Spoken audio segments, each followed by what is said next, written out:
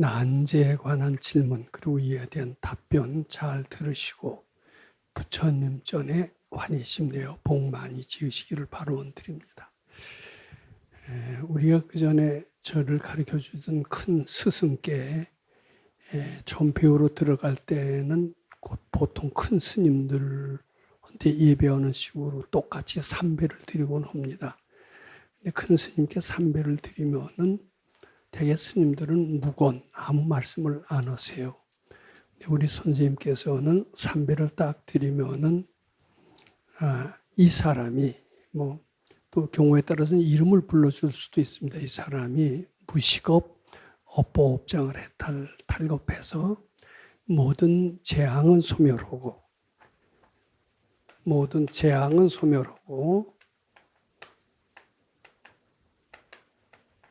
그 뒤에 소원은 성취해서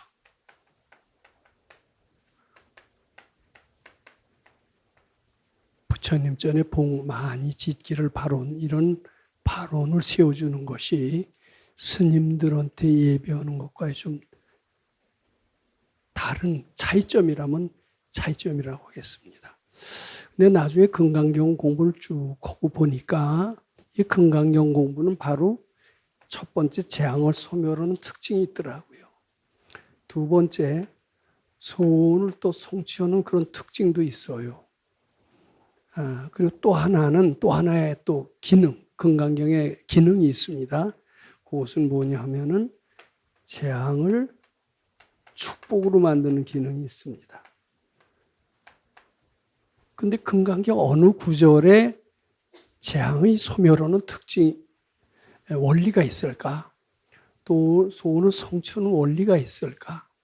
금강경의 어느 구절이 재앙을 축복으로 만드는 그런 원리를 나타내는 구절이 어떤 구절일까? 저는 그것이 처음에는 종잡을 수가 없어서 해석을 연결시키지 못했던 것 같습니다. 근데 제가 참 BTN에 와서도 금강경을 여러 번 되풀이하면서 바로 금강경에 나타난 네 가지 진리를 발견하게 됐습니다. 즉 일체유심조의 진리가 있어요. 일체유심조. 심을 갖다 식이라고 해서 유식론을 모든 게 내 마음이 만든다. 내 분별이 만들어낸다. 이런 뜻입니다. 그런 진리가 금강경에 나와 있습니다. 어느 구절이 그렇다라고 얘기 안 해도 그건 제가 해설서에 여러 번 썼습니다. 그 다음에 공의 진리라는 게 있어요. 공의 진리. 나타난 현실이 우리는 팩트라고 보지만 사실은 다 팩트가 아닌 착각이고 본래 없는 것이다. 이런 이제 구절. 대표적으로 금강경 제5분에 나타나 있습니다만은 이제 그 진리가 또 금강경의 특징 중에 하나입니다. 그 다음에 불의의 진리.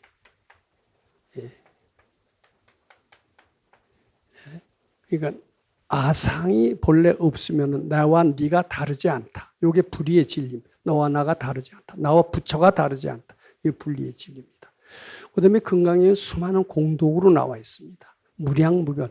이 금강경을 수지독송하면 무량무변 공독을 얻는이라는 뜻인데 우리는 금강경을 읽으면서 무량무변 공독이 생긴다는 뜻이 아니라 본래 무량무변한 공독을 갖춰주고 있었는데 우리 아상이라는 데 가려서 드러나지 않다가 아상이 착각이고 본래 없음을 알 때 무량무변 공덕이 드러난다.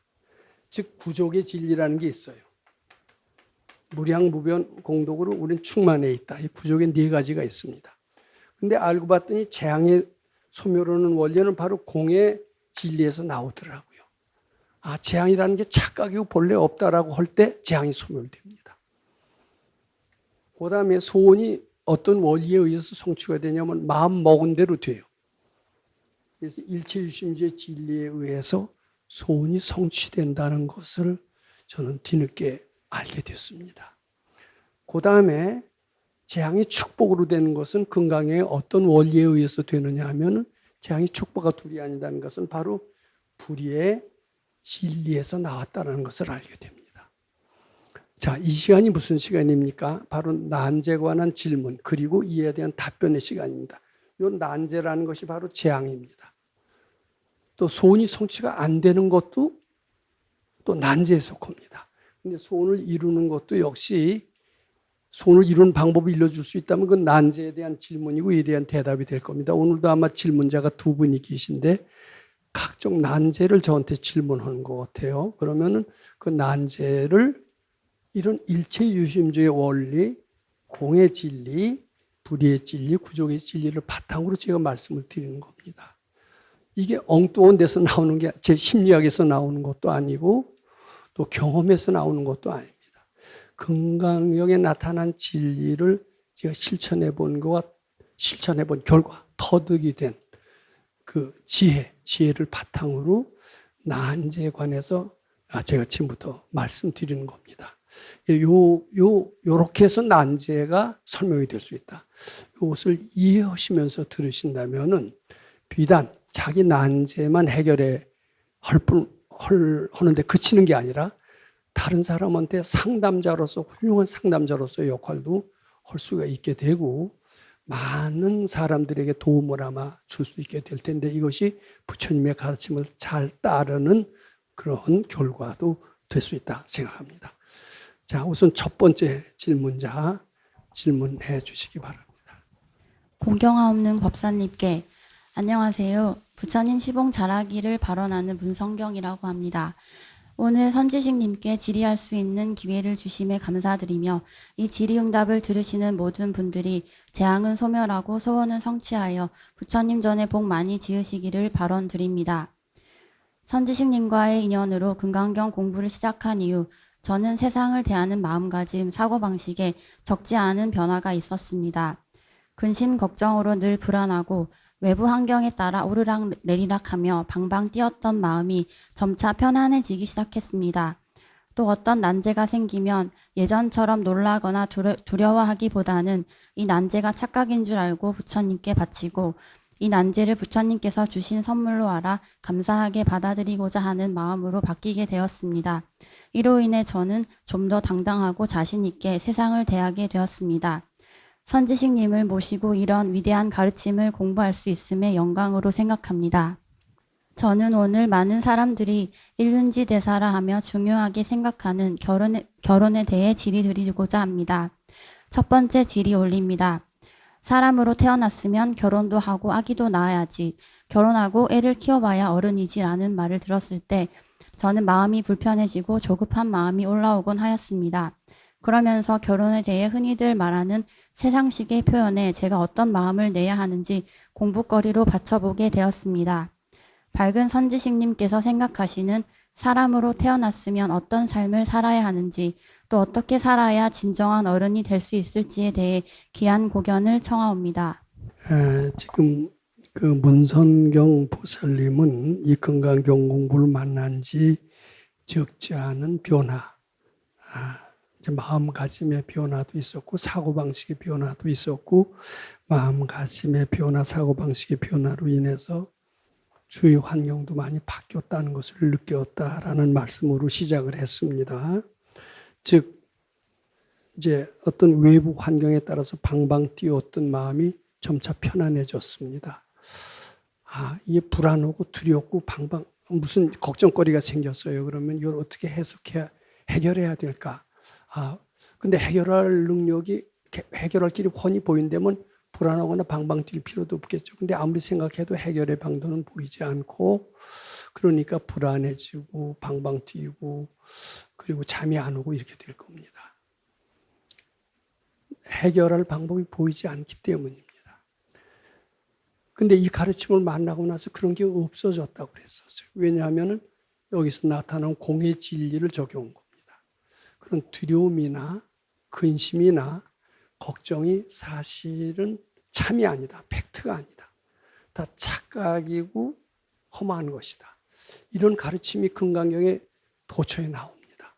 그래서 금강경을 매일 읽으시고 하는 바람에 그런 근심, 걱정이 다 사라지게 되었다는 뜻이에요. 그래서 참 세상 살기가 편안해지고 이런 가르침을 주신 법사에 대해서 감사의 뜻을 표하는 말씀을 지금 하신 겁니다. 근데 이건 문성경 보살님뿐만 아니라 이 금강경 공부하는 분들, 이 법문을 듣는 모든 분들이 다 공통적으로 느끼는 다 체험이다라고 생각하는데 그것은 근간격에 나타나는 공의 진리를 현실에 응용을 해서 이렇게 마음을 편안하게 먹게 됐다. 행복을 찾게 되었다. 이렇게 정리하고 싶습니다. 근데 지금 질문의 이제 핵심이 뭐냐 하면은 근데 이제 결혼할 때가 뭐 세상 표준으로 보면 꽤 지났는데 아직 결혼을 안 하셨던 것 같아요. 그런데 이제 고향에 내려가고 친척을 만나면은 야, 그 결혼도 하고 애도 낳아야지 이런 소리만 들었다 하면 이제 마음이 불안해지게 된다. 이제 그게 이제 난제입니다. 난제고 그 불안해지는 것도 역시 그 재앙에 속합니다. 이 재앙을 어떻게 극복할 것이냐. 이제 여기 질문이 뭐냐면은 정말 사람으로 태어났으면은 반드시 결혼은 해야 되는 것이며 그리고 또 애도 낳아야 되는 것인가. 그래야 또 진정한 어른이 될 수 있느냐. 뭐 이런 그 의견에 대한 질문이 첫 번째인 것 같습니다. 우리나라뿐만 아니라 오랜 생활 동안 인류는 농경 시대에 살았어요. 즉 농사가 주업이었습니다. 즉 먹고 사는 문제는 농사에만 의존을 했습니다. 근데 지금은 굉장히 직업이 다양해졌어요. 우리가 대학을 가던 60년대 초만 하더라도 우리나라는 전체 인구의 한 80%는 농민이었던 것 같습니다. 그러니까 그 정도로 농경 시대에 살았어요. 오랫동안 농경 시대에 살았으니까 직업도 몇 개 없었어요. 장사하는 사람도 좀 있었지만 농사꾼이 압도적으로 많았습니다. 장사꾼은 죽었어요. 그다음에 공업에 종사하는 사람도 아주 적었던 것 같습니다. 그러니까 농사를 하려면은 가족의 일꾼이 많이 필요합니다. 많은 노동력이 필요합니다. 그러니까 이 오랫동안 뭐 한 10,000년 이상 지속된 이 농경 시대에는 가족만이 경제 공동체가 돼요. 가족의 일꾼이 많이 필요합니다. 결혼을 해서 애를 많이 낳는 것을 농경시대의 큰 덕으로 알았고 특히 농경시대의 특수성이라는 것은 반드시 결혼을 하고 애를 많이 낳고 그래야만 칭찬을 하고 그랬습니다. 우리 조선시대 특히 그게 심했습니다. 우리나라는 심했습니다. 근데 우리나라에만 심한 게 아니라 특히 근데 일찍이 서양은 장사를 굉장히 활발하게 했어요. 몇백 년 전부터. 장사라는 직업을 가진 사람이 굉장히 농사 인구에 못지않게 많았고 그렇기 때문에 서양이 일찍이 부강해졌던 것 같습니다. 근데 농사로만 주업을 살았던 나라에서는 거의 특성이 반드시 결혼해야 되고 애를 많이 낳아야 된다는 것이 이제 공통적인 아주 고정관념으로 쭉 돼 있었습니다. 그 애를 못 낳는 여자는 쫓아보냈던 적이 있습니다. 그걸 불순구고라고 그래서 조선시대에 여성으로서 아주 최악의 아주 악명이 바로 불순구고 애 못 낳고 이제 이게 그겁니다. 근데 이제는요 산업사회로 바뀌면서 직업도 다양해지면서 가족이 한 군데 딱 모여서 살 필요를 점점 안 느낍니다. 이제 가족이 상당히 뭐 주말 가족, 핵가족 이런 말이 지금 아주 보편화되고 유행돼 있습니다. 그러면서 결혼이라는 것이 하늘이 준 천륜이 아닙니다. 이제는 그 시대에 따르는 일시적인 천륜이라는 그런 개념은 시대에 따른 일시적인 개념입니다. 요즘 홀로 사는 사람이 너무나 많아요.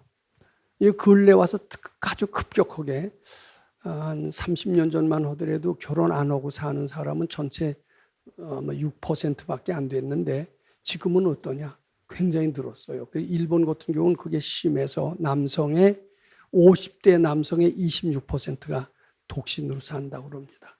근데 앞으로 이 추세는 점점 더 커질 거예요. 왜냐하면 농경 시대에는 똘똘 뭉쳐서 사람이 많아야 농사를 짓고 거기서 먹고 살 게 나와요. 근데 이제는 똘똘 뭉치지 않아도 협업을 안 해도 혼자서 IT 산업 같은 거요. 머리만 있으면은 얼마든지 먹거리를 창조할 수가 있어요. 혼자서 먹고 사는 문제를 충분히 해결이 됩니다.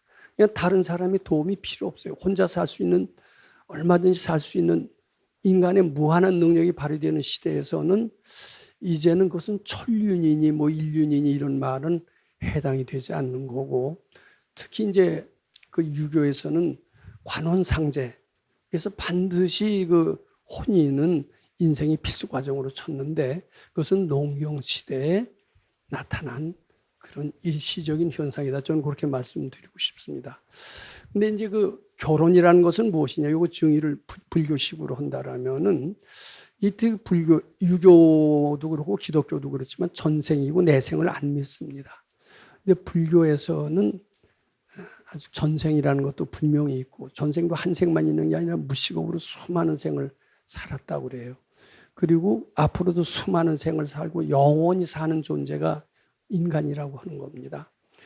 그런데 여러 생을 혼자 사는 게 아니에요. 다 사회생활을 하면서 서로 여러 가지 인과관계로 묶여져 있어요. 특히 묶여져 있으면서 사랑도 하지만 미움도 있고, 미우는 과정에서 살생, 투도, 사음을 이런 죄를 짓게 되어 있습니다.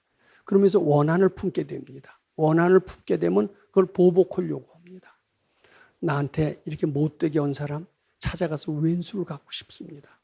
근데 대개 밝은 이들이 보면 결혼이라는 게 뭐냐? 천륜도 아니다. 일륜도 아니다. 그것은 원한진 사람이 원한을 풀기 위해서 그 왼수를 만나려고 하는 노력의 결과가 이루어진 것이 결혼이다. 이렇게까지 얘기를 합니다. 너무나 틀린 겁니다. 그러면은 사람이 살면서 가장 보람이 뭐냐 하면은 그 원한을 푸는 게 보람이다. 이렇게 얘기해야 됩니다. 그리고 그 원한으로 인해서 결혼이 되기 때문에 그 결혼은 피울 수도 없다. 왼수가 찾아오는데 어떻게 그걸 피우느냐. 마치 운명이 정해져 있듯이 결혼도 역시 운명처럼 피울 수는 없는 것이다. 그럼 결혼이라는 게 뭐냐면 피울 수 없는 결혼을 그 한을 풀고 부처님 시봉함으로써 서로 업보해탈하는 과정이 불자로서 바람직한 결혼관이다. 아마 이렇게 얘기를 할 겁니다. 자, 그 뒤에 계속 질문을 좀 해 주시기 바랍니다. 네, 두 번째 질의 올립니다. 예전에 법사님께서 어느 도반의 결혼에 대한 질문에 결혼은 거의 운명적이며 결혼을 하려고 해도 안 되는 수가 있고 결혼을 안 하려고 해도 되는 수가 있다고 하셨습니다. 그러면서 한다 안 한다가 중요한 것이 아니라 결혼을 하든 안 하든 어디서나 즐겁게 살 수 있는 마음의 준비를 하라는 법문 말씀을 주셨습니다. 결혼해서 업보에 휘둘리지 않고 주도권을 가지고 세상을 자기 중심으로 사는 사람이 되려면 어떤 마음을 가지고 공부하면 좋을까요? 또 결혼하지 않고서도 그 어떤 것에도 의지하지 않고 스스로 책임질 수 있는 삶을 살려면 어떤 마음을 가져야 할까요? 나를 바꾸는 공부, 정해진 운명을 바꾸고 세상의 주인이 되는 금강경 가르침을 이해하기 쉽게 또 실천 가능하도록 일러주시고 늘 희망과 용기를 주시는 선지식님께 감사드립니다. 선지식께서 뜻하시는 금강경 연수원이 설립되어 이 가르침이 전 세계에 퍼져 모든 이들이 건강한 사회인이 되어 부처님 전에 복 많이 지키를 발언합니다. 문성경 합장 공경 배례. 제가 어렸을 때는 그렇게 뭐 저를 따르는 사람도 없었고 싫어하는 사람도 없었고 그저 밋밋한 삶을 살았던 것 같습니다. 뭐 이런 식으로 사는 것이 지속이 된다면 결혼이라는 것이 왜 이루어질까 이런 생각을 했어요. 근데 그럼에도 불구하고 대부분의 사람들은 나이가 되고 때가 되면은 다 결혼을 하더라고요. 근데요, 이게 이제 왜 결혼을 하느냐, 이거는 잘 몰라요, 사람들이. 근데 밝은 이들이 보면은 그 전생을 훤히 아는 밝은 이들이 본다라면은 결혼이라는 것은 자기 추구하는 게 있잖아요. 난 어떤 사람의 스타일을 좋아한다. 이게 자기가 추구하는 겁니다. 뭐 또 이왕이면 그런 사람하고 같이 살았으면 좋겠다. 그런 추구하는 것들을 대부분 다 가지고 있어요. 그리고 일생은 그 추구의 연속인지도 모릅니다. 이 자꾸 추구하다가 전생에 인연이 있는 사람들을 우연히 만나게 됩니다. 자기는 모르지만은 자기가 자꾸 찾다가 소원성취가 되는 게 이제 결국은 만남으로 결론이 되는데 그렇게 되면은 도망갈래도 마음대로 도망갈 수가 없더라고요. 거의 운명, 결혼이라는 것은 저는 대부분이 자기가 선택의 여지가 거의 없고 자기가 마음대로 결혼을 피울 수도 없다라고 생각을 합니다. 근데 경우에 따라서는 그러니까 그 운명적이다 이렇게 얘기를 합니다. 근데 인연이 적은 사람이 있어요. 나한테 누구한테는 이렇게 쫓아오는 사람도 많은데 나한테는 왜 이렇게 쫓아오는 사람이 없어? 그렇다고 내가 쫓아갈 용기도 없고 제발 좀 쫓아와 줬으면 좋겠는데.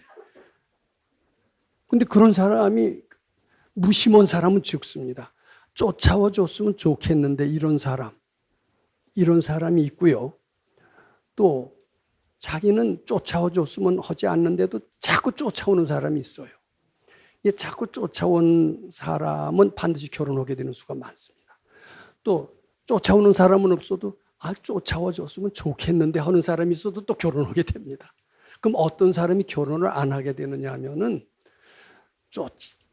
쫓아오는 사람도 적고 뭐 또 쫓아오는 사람이 있어도 대단치 않게 여겨지고 또 내 마음속에서 누가 좀 쫓아와 줬으면 하는 마음도 없는 사람은 대개 결혼을 안 하고 지낼 수도 있습니다. 그런데 그런 사람이 많은 것 같아요? 적은 것 같아요? 대개 그런 사람이 적어요. 그러니까 혼자 사는 사람이 이제 적은데 그리고 또 특히 여성들 같은 경우는 자기 혼자서 경제적인 독립을 할 수가 없어요. 누가 와서 나를 이뻐해주고 먹여 살려주고 내 생활에 책임을 져주는 사람이 있어야 될 텐데 이렇게 자꾸 바래요. 그런 사람 결국 또 결혼할 수밖에 없습니다. 근데 그런 사람도 바라지 않고 나는 먹고 사는 것도 걱정 없다. 저 공부만 하면서 살겠다. 나한테 쫓아와 주는 사람은 내가 물리칠 것이다. 그리고 그런 사람을 기대하지 않는다면 이런 사람은 결혼 안 하고도 아마 잘 지낼 수 있는데 근데 가능한 대로 결혼 안 하는 게 좋다는 것이 발근이의 말씀입니다. 근데 또 꼭 반드시 그렇지만도 않대요. 근데 그건 수도를 안 한 사람, 별로 수도의 준비가 안 된 사람은 결혼 안 하고 사는 게 훨씬 행복하다고 그럽니다. 근데 이제 수도를 꽤 해서 마음이 쓴 사람은 이제 결혼하면은 되게 이기적인 저 사람이 나한테 뭘 도움을 줄까 이런 이기적인 목적으로 결혼하지 지금 물어봤어요. 상대한테 뭐 도와주려고 그 이유한테 헌신하려고 결혼하는 사람 있느냐? 드문 것 같아요. 근데 헌신하려고 결혼하는 사람도 알고 보면 내 헌신하려고 했다는 것은 착각이었다라고 알게 되면서 뒤늦게 후회를 많이 합니다. 제가 그전에 새마을 지도자 교육을 받은 적이 있었어요. 근데 그 성공 사례로 나왔던 어떤 분인데 특히 기독교 신자들 중에는 또 가톨릭 수녀들 중에는 그런 사람들이 있습니다. 남편이 한번 결혼했던 사람입니다. 불구자입니다. 애까지 있어요. 근데 그 일을 구제하기 위해서 일부러 재치로 들어갑니다. 기독교인들 중에는 그런 게 있어요. 구제한다라고 해서. 근데 처음에는 구제해서 남편을 발심시키고 애들을 크게 합니다. 수녀들 중에서도 그런 사람이 있다고 그래요. 그래서 처음에는 아주 성공 사례다 그래갖고서는 박수 치고 저거 하는데 성자가 아니기 전에는 자기 마음속에 부처님 시봉하는 그게 절대적으로 있지 않으면은 자기 견딜 수 있는 데까지 견디다가 견디는 힘이 다 떨어지게 되면은 본래 이기심 덩어리거든요. 자기를 우애해주고 사랑하는 사람이 좋지 내가 끝도 없이 헌신한다라고 하는 것을 끝까지 지닐 수 있는 사람이 얼마나 안 될까. 그래서 뒤늦게 이제 후회한다는 얘기를 많이 듣습니다. 그래서 웬만한 사람은 밝은 일의 말씀에 의하면 혼자 사는 것이 밝아지는데 상당히 도움이 된다고 생각합니다. 특히 밝아짐을 추구하는 사람이라면 가능한 대로 업보가 오더라도 물리칠 수 있는 게 더 좋다 이렇게 얘기를 했어요. 근데 준비가 어느 정도 된 사람이라면 피할 수 없는 업보가 있나 봐요. 예를 들면 부설거사의 경우입니다. 그런 경우는 고통스럽다 하더라도 만나서 그 고통을 축복으로 바꿀 수 있는 힘이 있습니다. 이런 사람은 외려 결혼하는 것이 더 마음 닦는데 도움이 된다. 이렇게도 얘기를 합니다.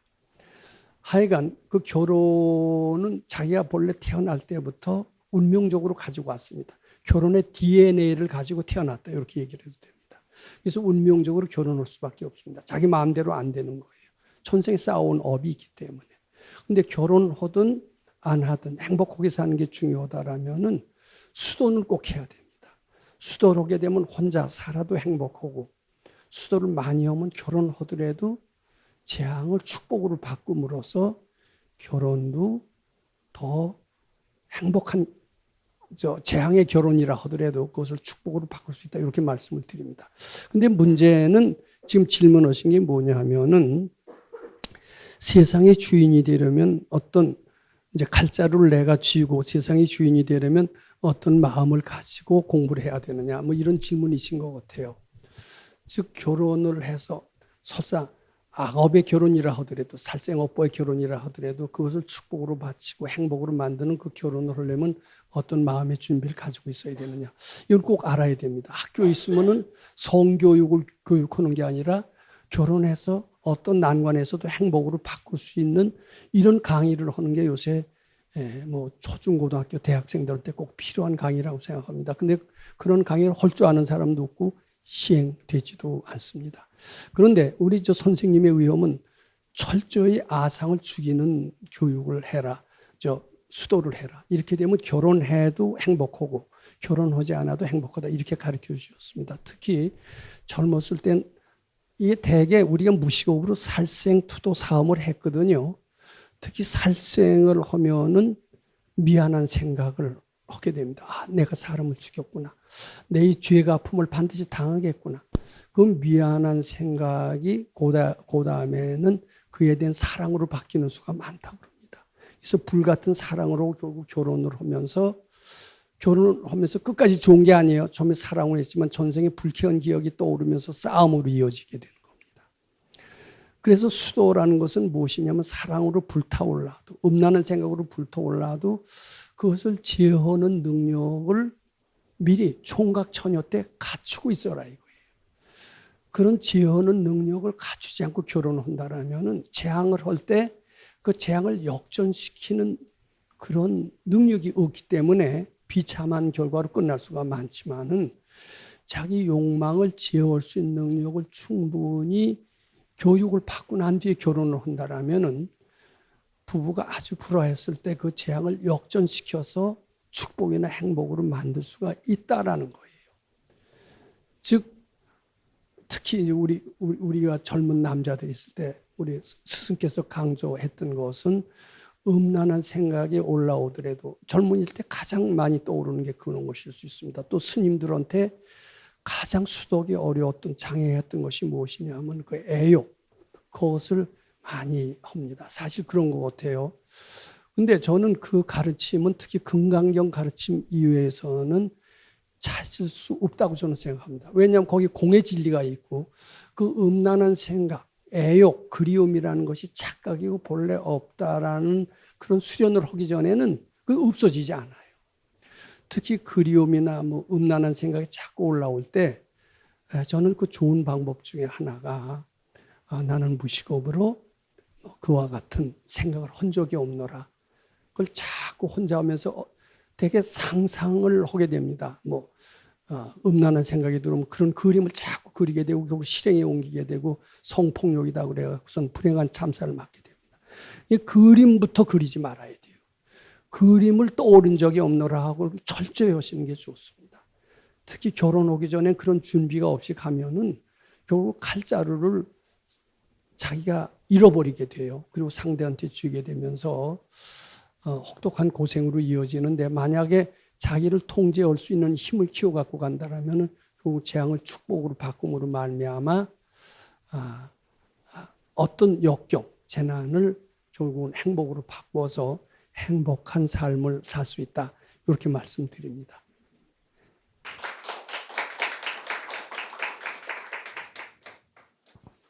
존경하는 법사님, 저에게는 아들이 둘이 있습니다. 아이들이 어릴 적 아버지와도 떨어져 있었고, 저도 일을 하다 보니 신경을 잘 쓰지 못해 그런지 큰아이가 둘째를 많이 다그치고 강압적으로 됐던가 봅니다. 세월이 흘러 둘 다 해병대를 나왔고 제대하고 같이 생활하면서 그 나이가 어릴 적 강압적으로 대했던 것에 미안한 마음이 들었던지 둘째에게 사과도 하며 한동안 둘 사이가 괜찮아졌습니다. 그러다 또다시 부딪힐 일이 생기니 그때부터 다시 사이가 틀어져 서로 한마디 말을 안 하고 모른 척 지내고 있습니다. 지금은 둘째 아이가 해운대 장산에서 혼자 독립하여 살고 있지만 서로 몇 년째 남남처럼 살고 있습니다. 이 상황을 그대로 놔두어도 괜찮을지요? 제가 어떤 마음으로 기도를 해야 할까요? 법사님의 고귀한 법문을 창화합니다. 세세생생 선지식 만나 부처님 법문 잘 듣고 금강령 독송 잘하여 부처님 시봉 잘하길 발언합니다. 문미옥 합장 배례. 예, 부산에 사시는 문미옥 보살님이 먼데 서울까지 오셔서 난제에 대한 질문을 하셨습니다. 근데 이제 문제는 어머니도 좋고 남편도 좋고 본인도 좋고, 근데 이제 아들이 이제 문제인 것 같습니다. 그 자녀가 두 분밖에 없습니까? 예. 근데 이제 우리가 요거 왜 어머니 아버지 이게 다 되는데 자식이 왜 안 될까, 이제 뭐 이런 생각이 드실 것 같아요. 예. 근데 이게 가장 가까운 게 뭡니까? 이 세상에서 가장 가까운 게 부부가 사는 기간이, 같이 사는 기간이 제일 길죠. 왜? 제일 가까운 겁니다. 그 다음에 부자. 근데 이제 아들이 뭐 한 20여 세만 되면 떠나요. 그러니까 20여 년밖에 같이 안 지내니까 부부보다는 좀 덜 같이 있는 시간이 덜 합니다. 그 다음에 형제. 이것이 세상에서 가장 가까운 친척이 됩니다. 근데 왜 가까워지느냐? 이건 발근이밖에 모릅니다. 근데 부부 중에서도 사이가 좋은 부부가 있고 사이가 나쁜 부부가 있어요. 또 형제 중에서도 사이가 좋은 형제가 있고 서로 도와주는 형제가 있고 또 사이가 나쁜 형제가 있고 그렇습니다. 근데 자, 요 얘기를 하기 전에 이런 얘기를 합니다. 저 사람은 적극적인 사람이다. 또 어떤 저희는 소극적인 사람이다. 이렇게 사람을 분류합니다. 그래서 저도 어느 틈에 적극적인 사람이 됐다가 주위 사람들의 그 생각대로 어느덧 적극적인 사람이 됐다, 소극적인 사람이 됐다, 이렇게 됩니다. 또 낙관적인 사람이 있고 비관적인 사람이 있다라고 얘기를 합니다. 아, 저 사람은 낙관적이야. 또 저 사람은 비관적이다. 이렇게 분류를 합니다. 그리고 나는 어떤 쪽의 사람일까? 이렇게 스스로 생각하기도 합니다. 근데 보통 사람들은 이렇게 낙관적, 비관적 이렇게 분류를 하고 적극적, 소극적 분류를 합니다. 근데 발근이가 볼 때는 안 그래요. 대개 다 비관적이래요. 비관적인 게 덜 하면은 낙관적이다라고 사람들은 얘기하지만은 몸뚱이 착이 있기 때문에, 몸뚱이를 보려는 두려움이 있기 때문에, 항상 두려움에서 쌓여 있기 때문에 대개는 비관적이고 소극적이 정답이라는 겁니다. 적극적인 사람이 있어 보이죠. 깡이 좋다. 또 매사에 용기가 있다. 이런 사람을 적극적이라고 하지만은 적극적인 사람은 몸뚱이 착이 있고서는 적극적이 될 수가 없대요. 몸뚱이를 잃어버릴까 하는 두려움이 항상 있기 때문에 적극적인 사람은 존재하지 않는데요. 단지 몸뚱이를 잃어버릴까 하는 그런 복을 지어서 그 두려움이 적은 사람을 세상에서는 적극적인 사람이라고 한다. 몸뚱이 착이 적은 사람을 낙관적이라고 할 뿐이지 완전히 낙관적이거나 완전히 적극적인 사람은 없다. 보살이나 깨친이라면 몰라도, 깨친이라면 아주 적극적이 될 수 있고 낙관적이 될 수 있습니다. 그런데 중생 세계에는 완전히 적극적인 사람, 또 완전히 낙관적인 사람은 없다. 이게 정답일 겁니다. 확실한 정답입니다. 마찬가지로 서로 이렇게 뭉쳐서 사는 게 뭐냐면, 대표적으로 뭉쳐서 사는 게 부부입니다. 그 다음에 부자입니다. 그 다음에 형제입니다. 근데 왜 뭉쳐서 사느냐? 서로 좋아서 뭉쳐서 사는 경우는 적다고 그래요. 미울수록 기억에 더 남아요? 좋을수록 기억에 더 남아요? 미울수록 기억에 남죠. 기억에 남는 사람을 찾아가는 거예요. 그러니까 그게 부부가 되고 부자가 되고 형제가 된다는 거예요. 아, 그러면 이렇게 반문합니다. 어느 부부는 금술도 좋아. 그래서 인고 부부라고 합니다. 근데 금술 좋은 부부 본래 없습니다. 금술 좋은 부자 본래 없습니다. 금술 좋은 형제 없습니다. 마치 낙관적인 사람이 없고 적극적인 사람이 없습니다. 좀 덜하니까, 덜 비관적이니까 그걸 낙관적이라고 얘기하는 겁니다.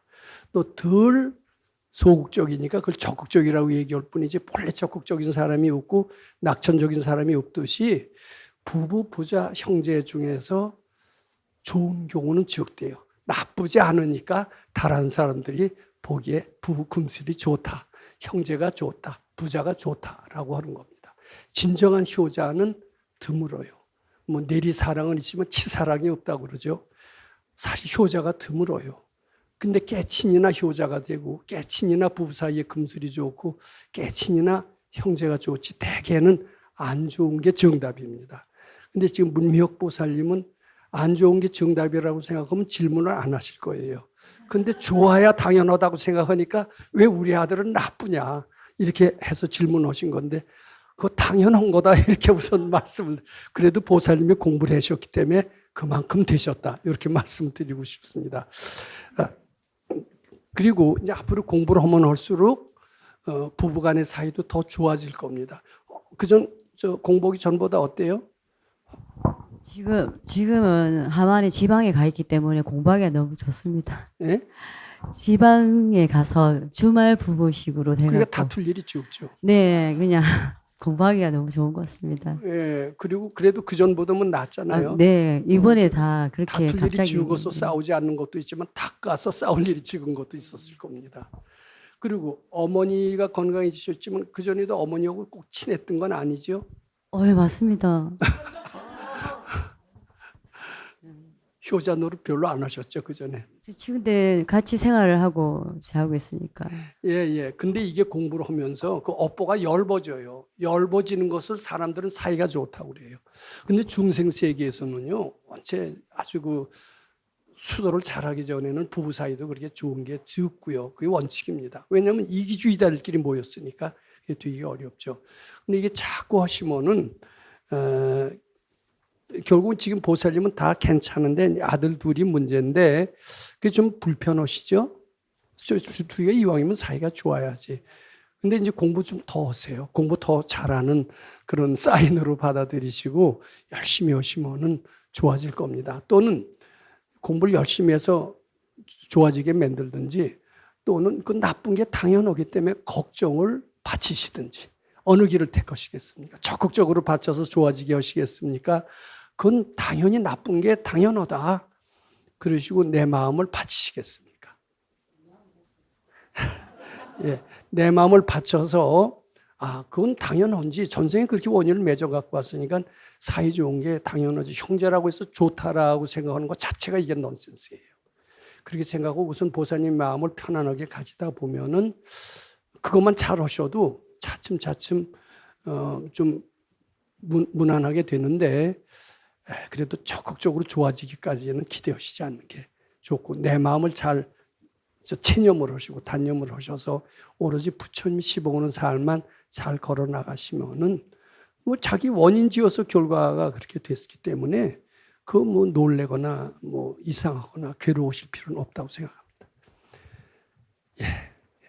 감사합니다. 시간이 다 돼서 여기서 마치겠습니다.